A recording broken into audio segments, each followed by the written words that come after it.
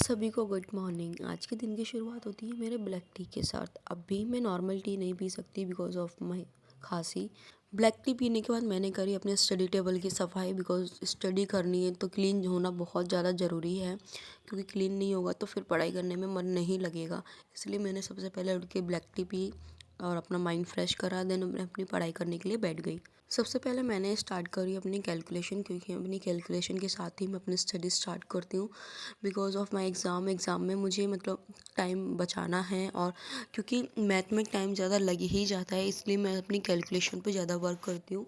हर दिन आधे घंटे से 40 मिनट में अपनी कैलकुलेशन को देती हूँ, और जो भी पहाड़े वगैरह होते हैं मैं उसको याद करती हूँ, क्योंकि जो चीज़ें जितना ओरल याद होगा ना उतना ज़्यादा बेस्ट रहेगा सॉल्यूशन करने में, और क्वेश्चन को सॉल्व करने में उतना ही इजी रहेगा।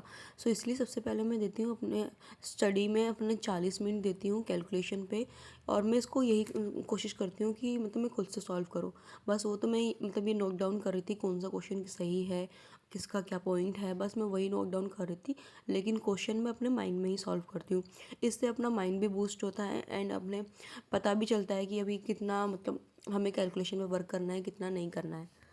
कैलकुलेशन पे काम करने के बाद मैंने भी अपना पानी, क्योंकि मुझे खांसी काफ़ी ज़्यादा हो रही है अभी भी। खांसी के लिए कोई मुझे देसी जुगाड़ बताना जो मैं करके जल्दी से अपनी खांसी को सही कर लूँ, जिससे मेरी खांसी में आराम मिल जाए, क्योंकि मैंने काफ़ी ज़्यादा मेडिसिन वगैरह ले ली लेकिन मुझे रिलीफ नहीं मिल रहा है खांसी में। आप लोग मुझे कमेंट सेक्शन में जाके कमेंट करके बताना कि खांसी के लिए घरेलू उपाय क्या है जिससे मेरी खांसी बहुत जल्दी ठीक हो जाए। सो मेरे कैलकुलेशन पे वर्क करने के बाद मैंने ली अपनी मैथ की क्लास, क्योंकि आज मेरा मैथ पढ़ने का बहुत ज़्यादा मन था सुबह सुबह, और फिर मैंने सोचा मैथ को ही पढ़ लेती हूँ। तो मैंने कैलकुलेशन पे 40-50 मिनट के आसपास मैंने कैलकुलेशन पे टाइम दिया। और देन मेरी 1.5 से 2 घंटे की क्लास है, तो मैं इसको वही पॉज़ कर देती हूँ। देन मैं उसका क्वेश्चन सॉल्व करने की कोशिश करती हूँ, और मेरे से क्वेश्चन भी बनते हैं। और जो क्वेश्चन नहीं बनते हैं उसको मैं कोशिश करती हूँ खुद से बनाने की, और फिर जब नहीं बनता तो मैं सर का देखती हूँ। सर का देखने के बाद मैं अगेन कोशिश करती हूँ मैं खुद बनाऊँ। यहाँ पे मैं टाइम देख रही थी बिकॉज मुझे स्कूल जाना था किसी रीज़न से, तो मैं चेक कर रही थी अभी कितना टाइम हुआ है, कितना टाइम नहीं हुआ है। आप लोगों की मैथ कितनी कंप्लीट हो गई है? क्या आपका पूरा सिलेबस कंप्लीट हो गया है मैथ का? आप लोग मुझे ये कमेंट करके बताना।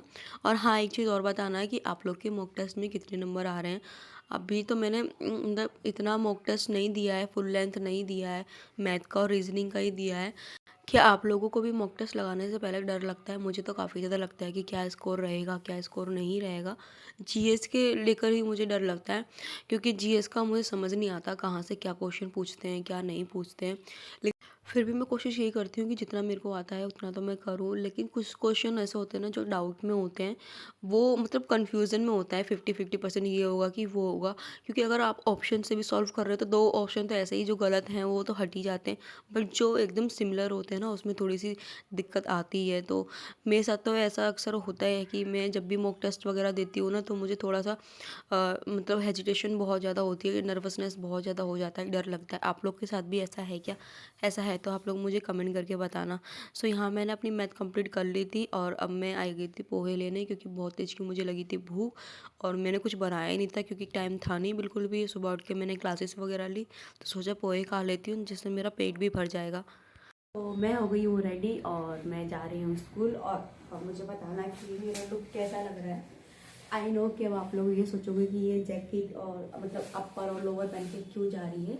सो मैं स्कूल जा रही हूँ, अपने स्पोर्ट्स के रिगार्डिंग ही जा रही हूँ। और मैं किस लिए जा रही हूँ ये एक वो बाद में बताऊँगी, क्योंकि ये सरप्राइज़ है। अगर कुछ काम हो जाएगा तो मैं बताऊँगी ज़रूर। तब तक के लिए आप वेट करना और गैस करके बताना कि मैं क्यों जा रही हूँ। मुझे कमेंट में आप लोग ज़रूर बताना। सो मैं जाती हूँ, तक बाय बाय। सो यहाँ पे मैंने लॉक लगा दिया है और अब मैं जा रही हूँ स्कूल, और मैं काफ़ी ज़्यादा लेट हो गई हूँ क्लास लेने के चक्कर में। 1.5 से 2 घंटे की क्लास मुझे 3 घंटे लग गई थी, क्योंकि मैं खुद भी सॉल्व कर रही थी, और जो समझ में नहीं आ रहा था मैं उसको भी सॉल्व करने की कोशिश कर रही थी। सो यहाँ मैं स्कूल आ गई थी, और स्कूल से ये है स्कूल जहाँ पे आई थी मैं जिस काम से, वो काम मेरा हो गया है। देन अब मैं आ गई हूँ घर पे, और टॉमी देवता हमारे यहाँ वेट कर रहे थे कि कब आएंगी, कुछ खिलाएंगी पिलाएंगी। सो देखो अभी भी गेट की तरफ ही जा रहा है कि कुछ गेट खोले हैं, कुछ कुछ खिलाएं। सो अभी मैं आ गई हूँ अपने रूम में, गेट खोल के एंट्री कर ली है मैंने। सो देखो मुझे बहुत ज़्यादा परेशान कर रहा था कि बात करूँ और अंदर आने की कोशिश कर रहा था ये, लेकिन मैंने इसको समझाया कि अभी मुझे क्लास का टाइम हो गया है, क्योंकि मेरा स्कूल में भी 1 डेढ़ घंटा लग गया है, तो मुझे अब पढ़ लेने दे।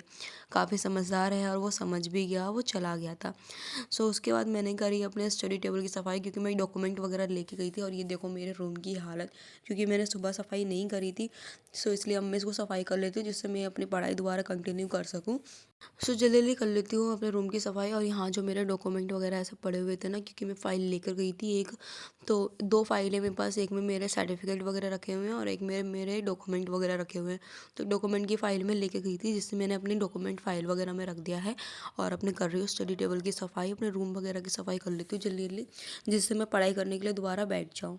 सो मैंने सुबह जो खाया था वो जहाँ खाया था वहीं छोड़ दिया था, लेकिन अब मैंने अपनी रूम की साफ़ वगैरह कर ली है, सफाई वगैरह अच्छे से कर लिया और मैं अब बैठ गई थी पढ़ने के लिए। सो अब मैं ले रही हूँ करंट अफेयर की क्लास, क्योंकि अब पेपर एकदम सर पे ही है, 2 तारीख से पेपर शुरू हैं। सो किस किस को पता चल गया है कि आपका पेपर कौन से स्टेट में पड़ा है?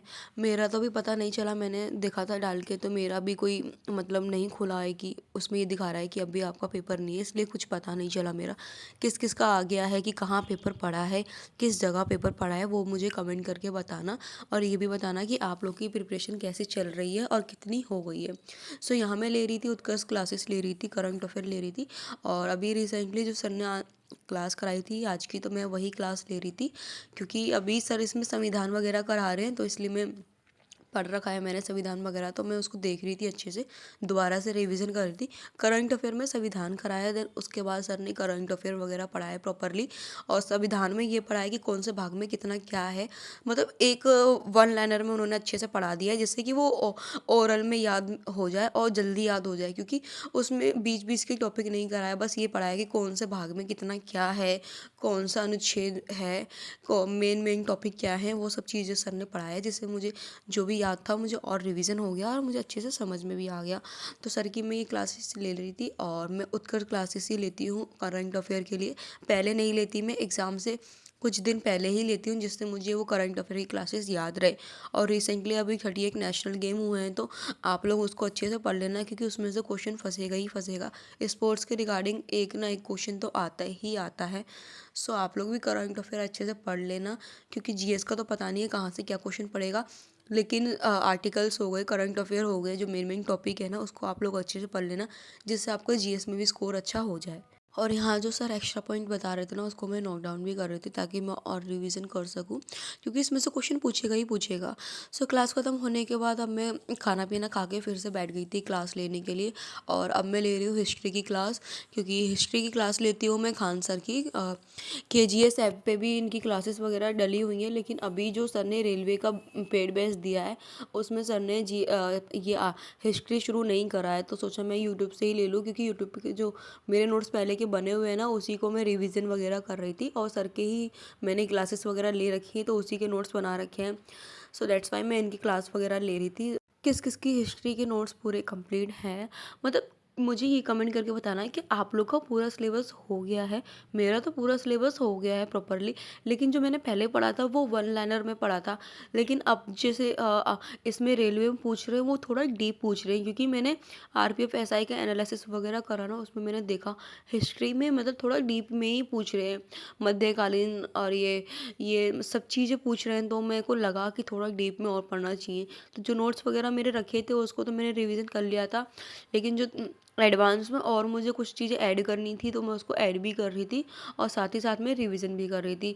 सो यहाँ पे जो सर क्लासेस वगैरह कराते हैं ना, तो मुझे इनकी एक अच्छी बात ये लगती है कि सर जो क्लास में कराते हैं ना, वो क्लास में ही याद करा देते हैं। ओरल जितना मतलब लिखवाते हैं ना सर, उतना सर पढ़ाते भी हैं, क्वेश्चन भी करते हैं, तो वो चीज़ें याद भी हो जाती है।